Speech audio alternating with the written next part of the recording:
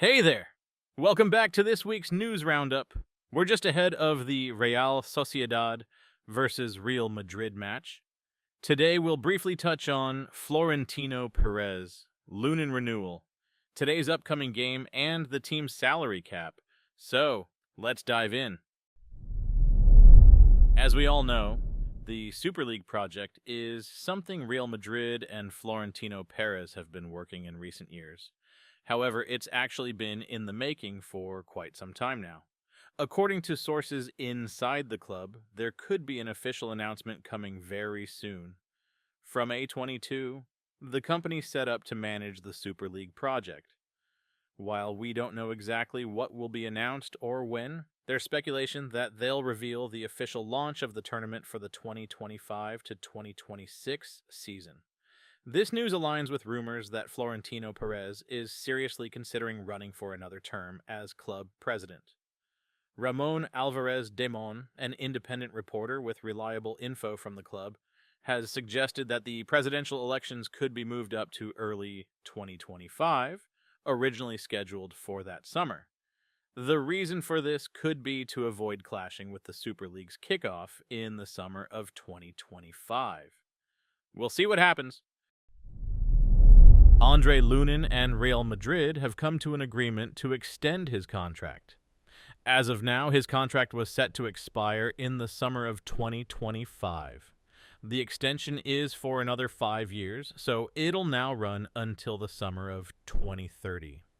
No doubt, Lunin has secured a better salary and improved contract conditions with the club. Now, being honest, it's going to be tough for Lunin to take the starting spot from Courtois, especially since Courtois seems to be getting back to his top form. Plus, Lunin has struggled to maintain a high level consistently, not just at the club, but also with his national team. That being said, Lunin is still a great goalkeeper. Let's not forget Courtois' contract is up in 2026. Here's the squad list for the Real Sociedad versus Real Madrid match. We can see that Mendy, Vallejo, and Militao are traveling with the group. But not everything is good news. Tchouameni and Bellingham won't be part of the squad for today's game. To be fair, even if they were available, it would have been tough for them to play, especially with the first Champions League match coming up next Tuesday. And Ancelotti isn't one to take unnecessary risks. Now, it's hard to predict today's starting lineup, but I'm guessing Vinicius won't start. Instead, we'll probably see Brahim on the field. I also think Arda Güler will play in midfield alongside Luka Modric, with Valverde possibly taking on a defensive midfielder role. Honestly, there aren't many other options available. Then again, Ancelotti might decide to move Brahim into the midfield. Here are a few stats about Real Sociedad so far this season. In their home games, they've averaged 1 expected goal per match, while their expected goals allowed per game at home are 2. Interestingly, both of their losses so far have come at home. Maybe that's why in their last home game they put in nearly 30 crosses into the box, way above their usual average.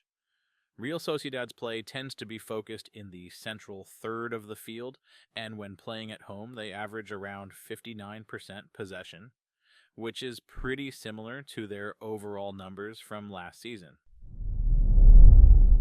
The salary caps for all La Liga teams have been announced, and these caps are based on each club's projected income and expenses for the new season, taking into account the financial closing of the previous season.